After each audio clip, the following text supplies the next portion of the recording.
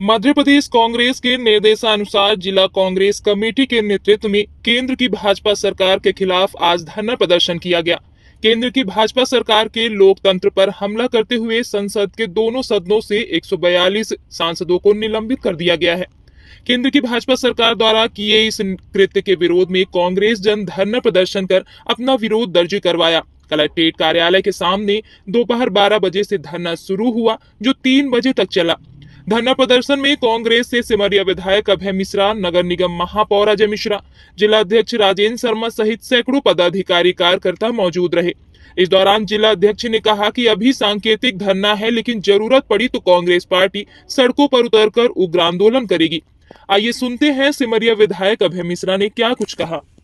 हो गया, एक दौर आता है, गुजर जाता है। बड़े बड़े दौर गुजर गए, सुख भी गुजर जाता है, दुख भी गुजर जाता है, इसलिए बहुत परेशान होने की बात नहीं है। ये दौर भी गुजर जाएगा।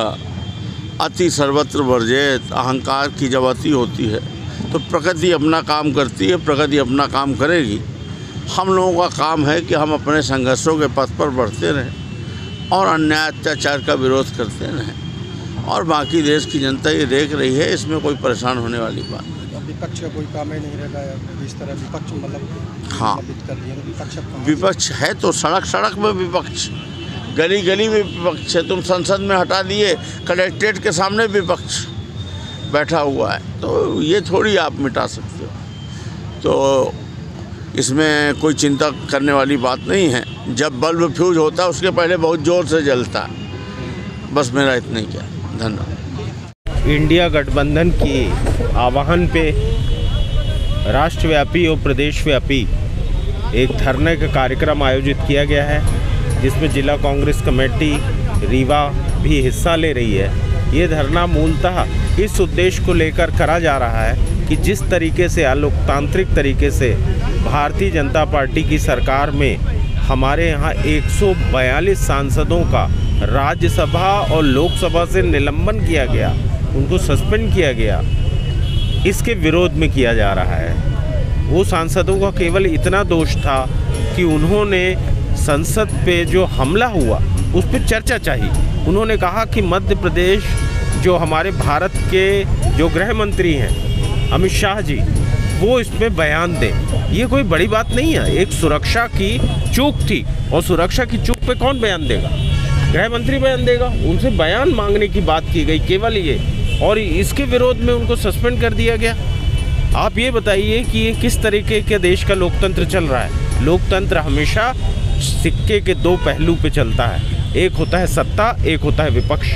विपक्ष वहाँ सत्ता की कमियों पे बात करता है, चर्चा करता है। ये लोकतंत्र का आधार है। ये देश की पार्लियामेंट ने बड़े बड़े डिबेट सुने, जहाँ विपक्ष में अटल बिहारी वाजपेयी हों, चाहे राम मनोहर लोहिया हों, और चाहे हमारे चंद्रशेखर जी रहे हों पूर्व प्रधानमंत्री, चाहे विश्वनाथ प्रताप सिंह रहे हों, और चाहे लाल कृष्ण आडवाणी रहे हों। बड़े बड़े घंटा भर लोगों ने सरकार के खिलाफ बोला, सत्ता के खिलाफ बोला, और उस पर चर्चाएं हुई, गहन चर्चाएं हुई, वोटिंग्स हुई। आज एक ऐसी पार्लियामेंट आप चलाना चाहते हो कि विपक्ष बोल ही नहीं सकता।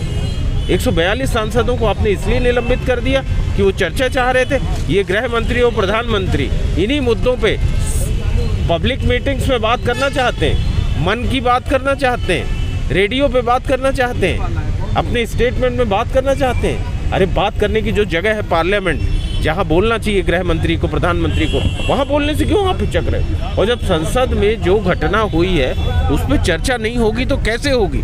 वो घटना कब हो रही है? जब संसद पे हमले की सेम डेट पे पहले भी हमला हो चुका है संसद में, उस पर चर्चा की जा रही है। इसके पूर्व में भी जब संसद में हमला हुआ था तो उस पर चर्चा की गई। हमारे देश को नया संसद भवन मिला, और कैसे आए ये संसद भवन है कि एक तरफ आप नया संसद भवन इस तरीके का बना रहे हो जिसमें आप विपक्ष को कोई स्थान नहीं है, जिसमें देश की जनता की आवाज़ को कोई स्थान नहीं है, जिसमें केवल 2 लोग बोलेंगे, अमित शाह जी और मोदी जी, और पूरी देश की जनता उनको फॉलो करेगी।